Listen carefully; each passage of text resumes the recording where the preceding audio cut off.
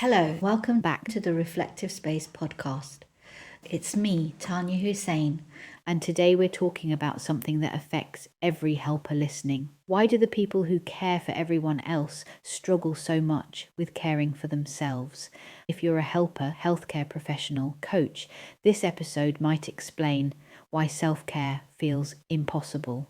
Today, you'll hear from helpers who discovered the hidden barrier that stops them from resting, and the solution was completely different from what they expected. If self-care feels selfish or you can't stick with it, what you're about to hear could change everything. I used to hear, especially on social media, people talking about, oh, I'm going away for the weekend with the girlfriends. I'm going to a spa retreat for the weekend, or I'm going to Vegas for the weekend. And self-care a few years ago looked like these big, huge, massive, expensive outings that we needed to do. And I thought, that's great, but I need a babysitter every time I leave the house. I don't have family or friends here that'll take the kids for the weekend. So I have to pay somebody to stay with my kids every weekend. I have to be able to pay for that event, right? Like it was just like, oh my God, who can do that? So I did nothing. And then one day I blew up and it was like 2:00 in the afternoon. And I went, that's it. I can't be around anybody more. I can't. I stomped off in a temper tantrum, went upstairs to my bedroom and turned on the TV. Dr. Phil was on. And I sat on the floor and stretched a little bit. And I played a game on my phone and Dr. Phil was playing in the background. And all of a sudden I felt this huge breath come over me. And I took a deep breath and then I exhaled and I thought, oh, I feel better. Wait a minute. That 5 minutes was self-care. And I had this aha. It doesn't have to cost money to take care of yourself. It doesn't have to take a day. It doesn't have to be a weekend away from your kids. If you take 5 minutes a day with the right mindset, you can make doing dishes self-care. It changed everything when I realized self-care was a mindset, not an activity. When I would ask women what self-care meant, they would say, oh, I get my nails done. And I got a massage the other day and I was like, oh, wow, this is so sad. We're so confused. Those things are wonderful, but those are luxury care items, right? And that's great. But I define self-care as the consistent and ongoing practice of attending to yourself in the 6 institutes, the principles of wellness. And that's the social, mental, physical, emotional, spiritual, and financial. I love my tea and my cake. Very English, but I love just sipping that tea, having that 5-10 minutes, just sipping the tea, tasting the tea, taking my time. I'm not a tea person that just stands and does the cooking and drinks my tea. I have to sit down and have it with my cake. And you're right, it rejuvenates you. It makes you back to the present, back to your thoughts, your feelings. Only if you sit and enjoy that tea and cake with a focus to it refilling you. If you're having your tea and cake and making a to-do list and thinking about all the things you need to be doing, then it's not self-care. How many times, Tanya, have you thought, tomorrow I'm going to start eating better? So I'm going to give up sugar and I'm just going to eat anything that's green and I'm going to work out for 2 hours and I'm going to do this and this. So the first day you're like, woo! And by the second day you're like, I don't know about this. And third day it's forget this. This is just way too much. Start with one thing. It's true. That's my philosophy of one. Pick one thing to change, add to your schedule. Just start with one. You have to have a stringent morning routine and you can't waver from it. So for me, it's getting up early, having that quiet time for myself. I meditate, I get my exercise done. And the first thing that I do when I'm doing both of those is hydrating, because we're 75% water and most people want to jump out of bed and have their coffee. You've just slept for X amount of hours and you actually are a little bit dehydrated when you wake up. So you start the day with water. For me, it begins with a sacred practice or a prayer in the morning, and it does not need to be formal. And I'm always trying to cultivate more love and compassion within my heart, not only for others, but for myself, most importantly, because I could be a little hard on myself. I shut my eyes, I take a deep breath, and I say, show me and use me to make the world a better place, to be of service to this world. And I go on with my day. Less than 1 minute. is my prayer. But I hand my life, my day over to the divine to use me in any way that will be of service to the world. I set boundaries. So my girls know that 7:30, 8 o'clock, mom's done. So I'm going to be on the couch and it's mom's time. I've cooked, I've worked, I've done all this. I've helped them with their homework.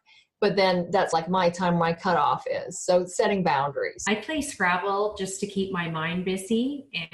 And it's another really great strategy for cognitive fatigue. And it's fun because you're thinking, but you're not thinking to refer something to someone. You're just thinking to have fun in a leisurely pursuit. But the lies we tell ourselves, sometimes they almost become imperceptible. Is that the right word? I don't know. It say it so much to ourselves. I'm not good enough. I'm not worthy. For the people listening here, if I can only help this next person, or if I can only help these more people, I will be worthy. If I can only work harder, if I can only expand the hours in my day to help other people, if I can only do that, then I will be worthy of love. And then it's like no matter what you do, you can never then relax. You can never, you never feel deserving of that holiday, of that time off, of that time with your family, with your friends. You never feel deserving because you're constantly trying to prove. It's sometimes a gradual thing that when you start re-recording that self, it then becomes that you stop telling that lie to yourself, and gradually it becomes a different self-talk. Everything we do is about metacognition. Metacognition is thinking about the way you think. And the only way you get out of your own way is to fix your habits of thinking. And you just can't be listening to the negative talk, because negative talk, what happens is over time, all of those thoughts and that verbal expression, that causes dis-ease in your body. And I share with my clients, if you keep thinking and speaking like that, that's where all these illnesses creep in. And again, it's looking inward and taking all that advice that you would give to a client, but giving it back to yourself. It's the hardest thing for health professionals to do. And we're our own worst enemy. And once you master that, you don't go back to it. You have to do exactly like you tell your clients. Some days I feel like I'm still not good enough. So I have mantras such as I love and approve of myself, which I'll repeat over and over again. Yesterday was a day that I said that a lot. I am worthy. I deserve it. I remember one of my old managers, she actually said, Tanya, you're a superwoman. Why are you trying to be a superhero? You don't need to save the world. And I thought, yeah, that's true. But that there was always a part of me that thought, if I save the world, I'm okay. I'll be good enough. And the worst thing is about these brilliant social workers and healthcare professionals is on the outside, people regard them as heroes. It's the self-talk that we do. If we started regarding ourselves as enough, forget about brilliant or super or whatever, just enough, it then makes you switch your way of being with the rest of the world and how they are with you. And so for social, sometimes we can get so wrapped up, become workaholics, and all we do is the work, and we forget to play and have fun just for the purpose of fun, laughter. Your mental, how are you challenging yourself? Are you still being stimulated mentally? Do you have those kinds of intellectual challenges that lift you up? Physical, do you work out? Are you caring for yourself in that way? Massages could go in that category, especially if you are intending to make it an ongoing and consistent, because those would be the key words in the definition of self-care: consistent and ongoing. Emotional, how you're getting that, your spiritual, and your financial. And that can be one that we skip because we say that it isn't about the money and money isn't everything. Unfortunately, our world functions in an element of capitalism and consumerism. And so money becomes an issue. And so how you manage that also helps manage your self-care.